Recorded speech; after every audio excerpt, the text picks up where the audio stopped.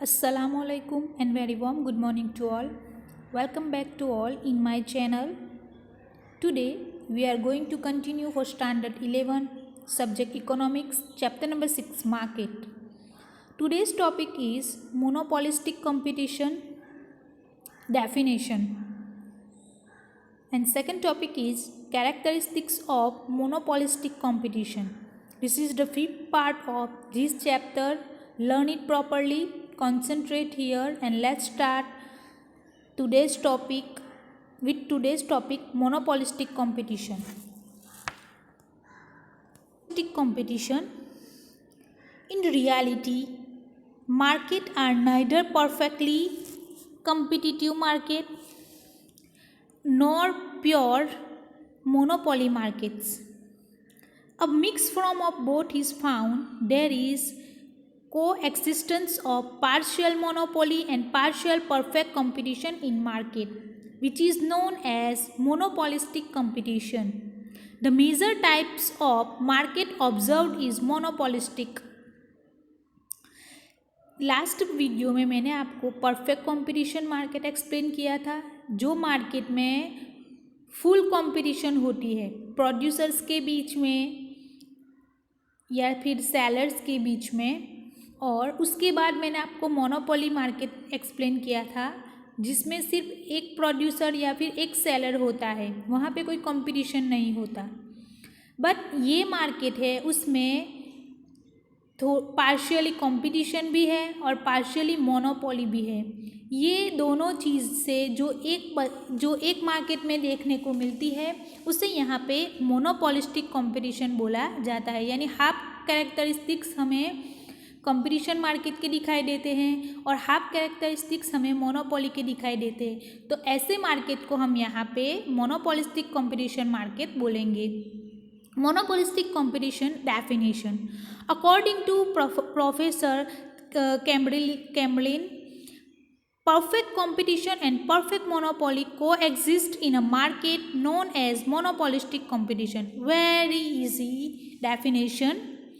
जो मार्केट में perfect competition और परफेक्ट मोनोपोली एक साथ दिखाई देती है उसे मोनोपोलिस्टिक कंपटीशन मार्केट बोला जाता है। According to Shrimati Robinson, if each firm establishes monopoly and also competes at the same time, the market is called imperfect competition. ऐसा मार्केट जहाँ पे स्टार्टिंग बेस पे मोनोपोली होती है और फिर उसके मिडल में आके या फिर उसको आगे जाने के बाद उसके लॉन्ग टाइम पीरियड के बाद वो मार्केट में रहने के लिए एक कम्पीट करता है, कंपटीशन में आता है, तो ऐसे मार्केट को यहाँ पे इम्परफेक्ट कंपटीशन मार्केट बोला जाएगा। Now the characteristics of monopolistic competition. First number, large number of sellers and numerous buyers. There are numerous sellers in perfect competition. In monopoly there is only one seller. Perfect competition market में numerous sellers होते हैं और monopoly में सिर्फ एक seller होता है।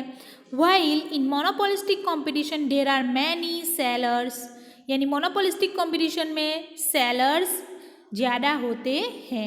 It means that there are neither numerous sellers nor there is only one seller. हम ऐसा भी नहीं कह सकते कि बहुत सारे सेलर हैं और ऐसा भी नहीं कह सकते कि सिर्फ एक सेलर है, यानी मिडल में थोड़े लेवल पे यहाँ पे सेलर्स हमें दिखाई देते हैं जो मार्केट में, इसे मोनोपोलिस्टिक कंपटीशन मार्केट बोला जाएगा। But there are many sellers. Due to these in monopolistic competition the factor competition becomes important. The buyers being numerous in the market, they cannot individually influence the market. Also they cannot affect the price of the product.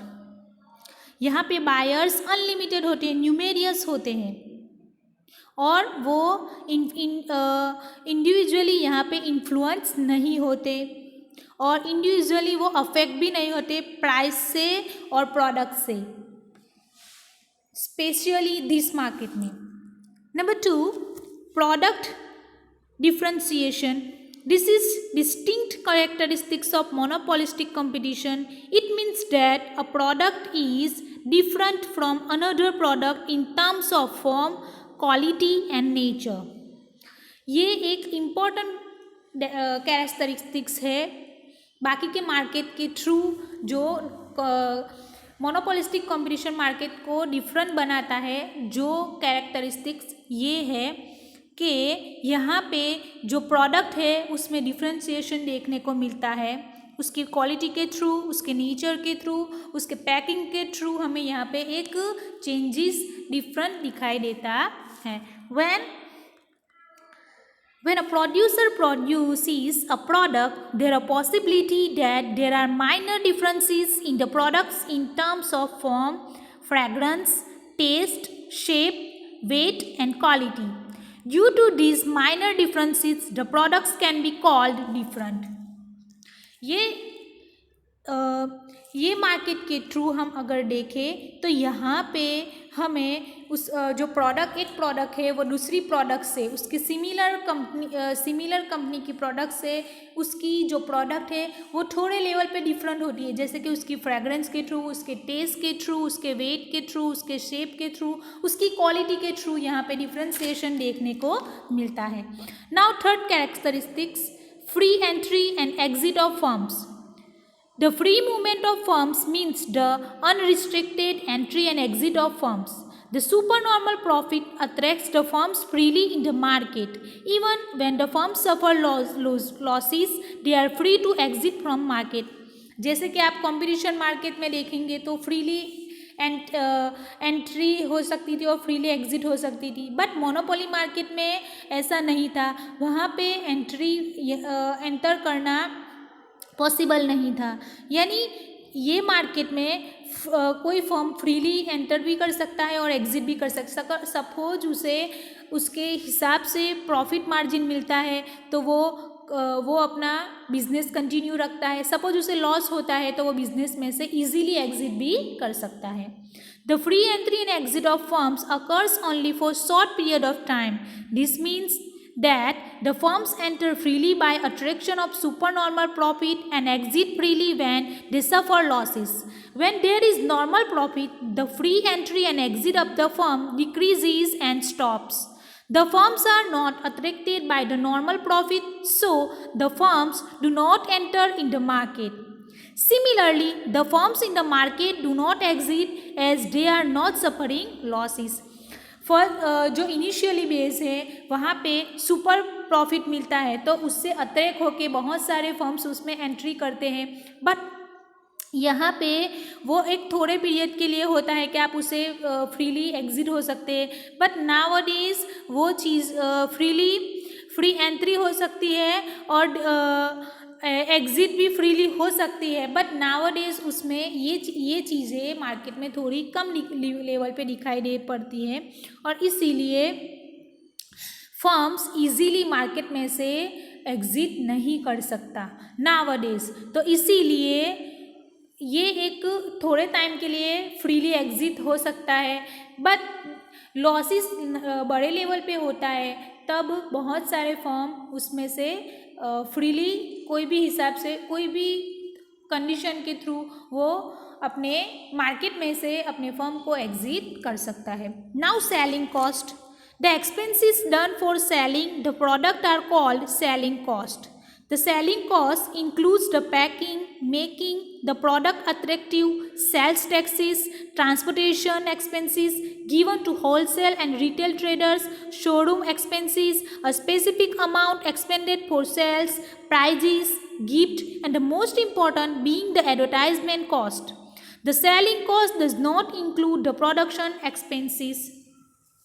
यहाँ पे selling cost, finally selling cost कैसे बनती है, जैसे कि product बन के आता है, उसके बाद उसमें पैकिंग किया जाता, उसको अट्रैक्टिव बनाने के लिए पहले उसको शेप दिया जाता है, फिर पैकिंग किया जाता है, उसका मेकिंग किया जाता है, उसके बाद सेल्स टैक्स पेड करना पड़ता है, ट्रांसपोर्टेशन एक्सपेंस, फिर होलसेल रिटेल का एक्सपेंस, फिर शोरूम एक्सपेंस, फिर प्राइजेस देने के एक्सपेंस, गिफ्ट्स के एक्सपेंस, उसके बाद मोस्ट इम्पॉर्टेंट सबसे बड़ा एक्सपेंस एडवर्टाइजमेंट एक्सपेंस होता है। तो ये सारी चीज़ें ऐड करने के बाद एक फाइनली प्रोडक्ट की प्राइस डिसाइड की जाती है, उसे यहाँ पे सेलिंग कॉस्ट कहा जाता है।